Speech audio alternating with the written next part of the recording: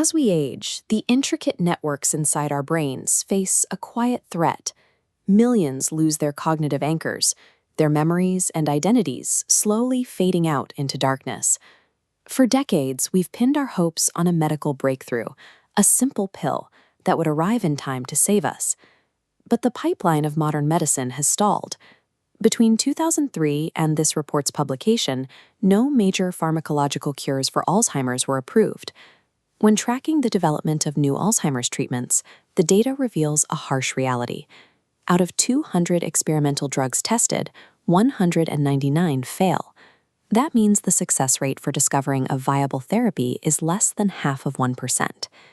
Even the medications we currently have do not reverse or halt the disease. They merely suppress the symptoms temporarily, leaving the underlying neurodegeneration entirely unchecked. Statistically, a pharmaceutical rescue is highly unlikely in the near future. To protect cognitive health as we age, we have to look outside the pharmacy, toward lifestyle habits that actively defend the brain. The search for those defensive habits takes us to the freezing winters of Kuopio, Finland. In the 1980s, scientists launched a sprawling, long-term prospective study to track the health of local residents. They recruited over 2,300 healthy, middle-aged men, aged 42 to 60, and methodically tracked their medical outcomes over the next 2 decades. To ensure their findings were accurate, the research team scrubbed the data of outside influences. They adjusted for body mass index, smoking, alcohol consumption, and type 2 diabetes. By filtering out these variables, they isolated the exact biological impact of one specific daily habit. Because the researchers strictly accounted for these confounding factors, the results carry serious weight. This data represents rigorously tested epidemiology.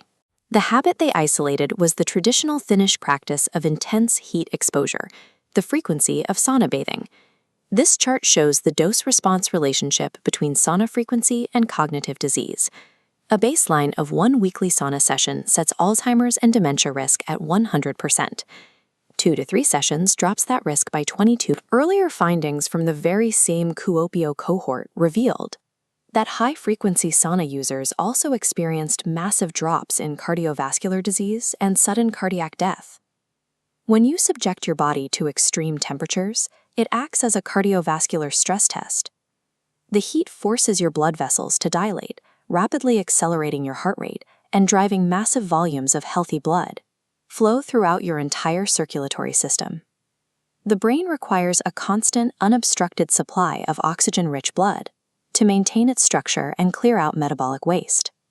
By continually exercising the vascular system through heat therapy, you create a direct biological lifeline to your neurological tissues. We need to completely reframe how we view this practice. A sauna is a practical, everyday health intervention, on par with cardiovascular exercise and a nutritious diet. You can incorporate this by locating local community centers or gyms that have dry heat facilities. To safely build your heat tolerance, begin with 2 or 3 brief sessions per week. We cannot afford to wait passively for a chemical cure that may be decades away. Right now, proactive prevention is the only viable strategy we have. By eventually scaling up to 4 to 7 heat sessions a week, you actively condition your cardiovascular system and lower your risk of Alzheimer's by 65%. It is a proven, tangible way to take command of your long-term cognitive health.